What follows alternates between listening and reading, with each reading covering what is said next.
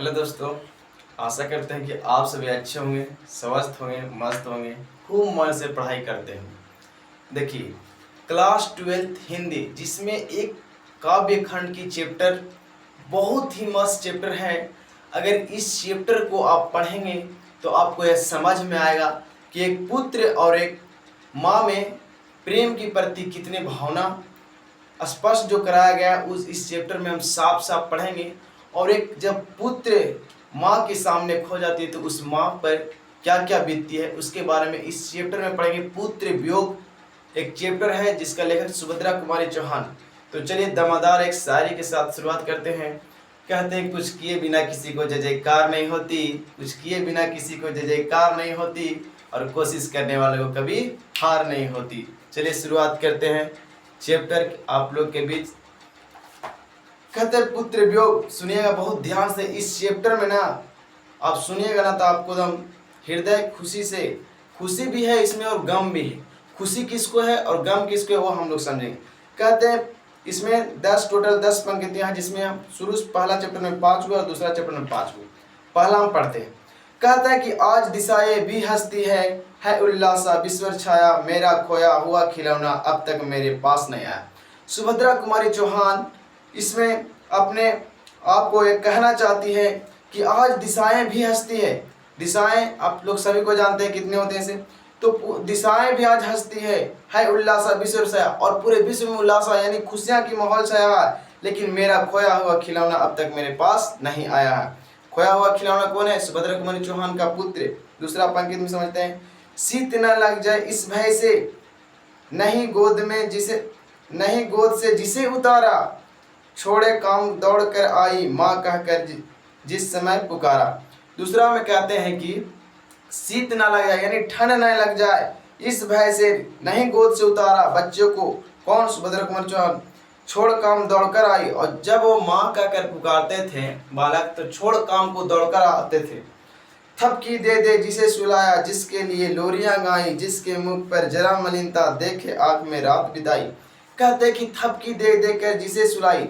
सब लोग सभी जानते हैं जब बच्चे छोटा होते तो उसको कैसे बोलते, होल बाबू होल, सूझो सूझो, सुलाने कुछ आइडिया थपकी देते हैं। और जिसके लिए लोरियां सुनाई, लोरियां जैसे बहुत सारे कविता हो जाते हैं, लोरियां सुनाई। जिसके मुख पर जरा मलिनता, और जिसके मुख पर जरा सा मलिन नहीं होने दिया, भले उसके लिए रात भर जग के रहते थे। जिसके लिए देख आखिर रात बिताई। आगे सुनिए। जिसके लिए भूल अपमान पत्थरों को भी देव बनाया, कहीं नारियल दूध बतासे कहीं चढ़ाया शीश नवाया। कहता है जिसके लिए हमने अपनों को भूल गया, पत्थरों को भी देव माना, पत्थर को भी देव मान लिया, कहीं नारियल तो कहीं दूध, कहीं बतासे, कहीं चढ़ाकर शीश नवाया। देखते हैं सभी लोग जब किसी को हमारे गांव में सब कोई अपने अपने पुत्र के लिए करते हैं, जैसे में हमारे मम्मी लोग करते हैं जितिया, और कोई पत्थर को भी देव मान लेते हैं, कहीं दूध चढ़ाया कहीं बतासा, इसी प्रकार से। फिर भी कोई कुछ न कर सका, छीन ही गया खिलौना मेरा, मैं एहसास विवश बैठी ही रही, उठ गया छौना मेरा। कहते हैं सब कुछ मैंने किया लेकिन मेरा वह खोया हुआ खिलौना को मेरा कोई वापस नहीं ला सका, उसको कोई बचा नहीं सका। मैं विवश बैठी हूँ, मेरा छौना उठ ही गया, मेरा छौना। छौना किसे कहते हैं? यानी कि किसी भी जीव का एक छोटे बच्चे को छौना कहते हैं। अब दूसरा में, तड़प रहे हैं विकल प्राणी, ये मुझको पल भर की शांति नहीं। कहे मैं विकल प्राणी तड़प रहा हूँ, मुझको पल भर की शांति नहीं। पल भर किसे कहते हैं? यानी पलक झपकते भर को एक पल कहते हैं, उसको भर भी एक शांति नहीं है।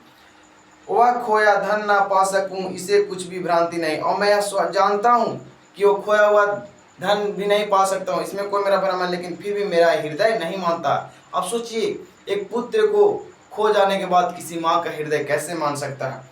चलिए आगे देखते हैं। फिर भी रोता ही रहता है, नहीं मानता है मन मेरा, बड़ा जटिल नीरस लगता है सुन सुन जीवन मेरा।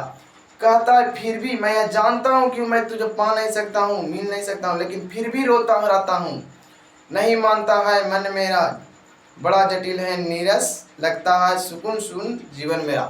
कहता है कि मेरा मन बहुत नीरस हो गया है, सब कोई खुशी है लेकिन मैं क्या हूँ, नीरस रहता हूँ।